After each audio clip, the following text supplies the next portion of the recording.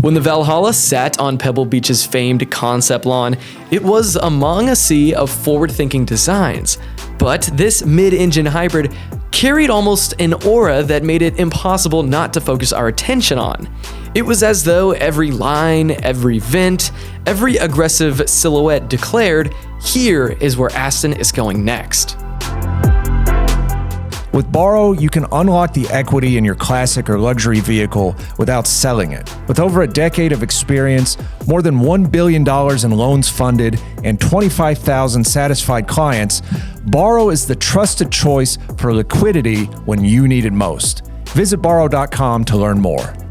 Now, regarding the Valhalla on the lawn, Aston Martin CEO Adrian Hallmark even said, "It's a pure expression of what our future holds." But this isn't a mere showpiece. The Valhalla that we saw is a near production reality, and beneath it all lies a deeply technical, aggressively optimized supercar meant to deliver on every promise. From nose to tail, the Valhalla wears its purpose on its sleeve. Its front end is low and aggressive. You have a hidden front spoiler behind a gracefully integrated grille. And as you look up to the roof, you can see a Formula One informed snorkel feeding not just the turbochargers, but the Charge Air coolers. The rear is equally as dramatic, with twin top-mounted exhausts nestled within perforated heat shields, a diffuser, and a hydraulically actuated rear wing. Together with rear Venturi tunnels, underfloor turning vanes, and active air dams, the entire rear section works in concert to deliver usable, consistent downforce.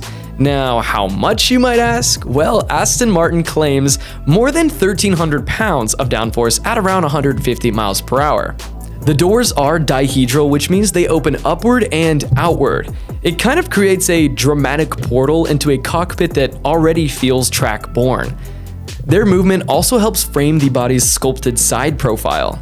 The vortex generators along the skirts, which were borrowed from the F1's chassis design, channel airflow to heighten midsection downforce and stability.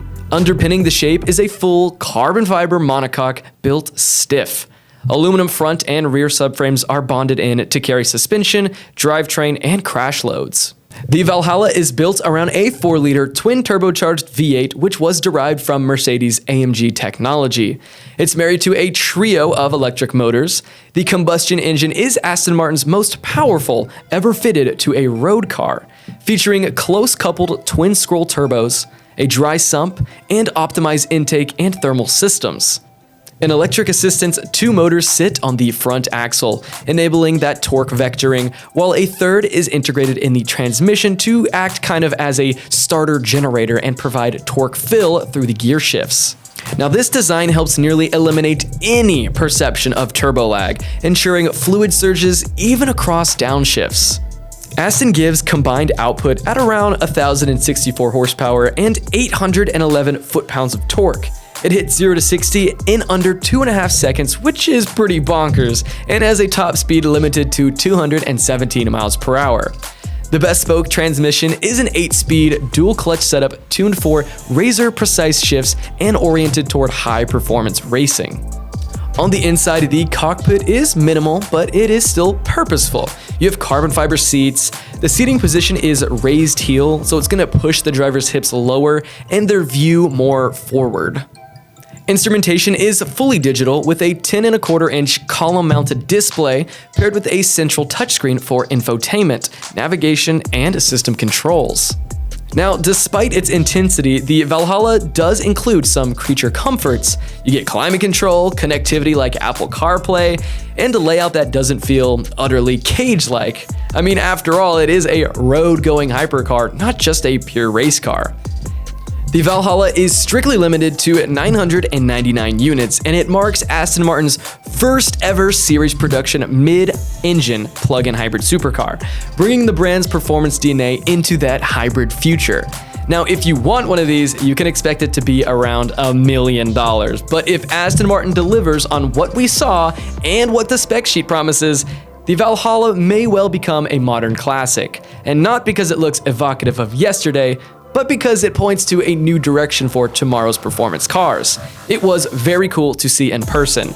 And that's gonna be pretty much it for the video, guys. I hope you enjoyed. If you wanna see more Monterey content, stay tuned because we're gonna have a new video coming at you every Wednesday. That's it from me, guys. I'll see y'all in the next video.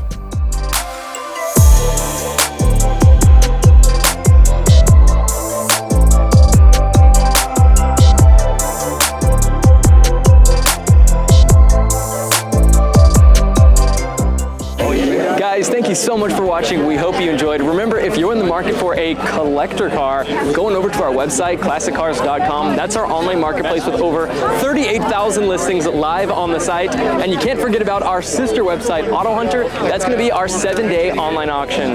Thank you guys, and we'll see y'all in the next video.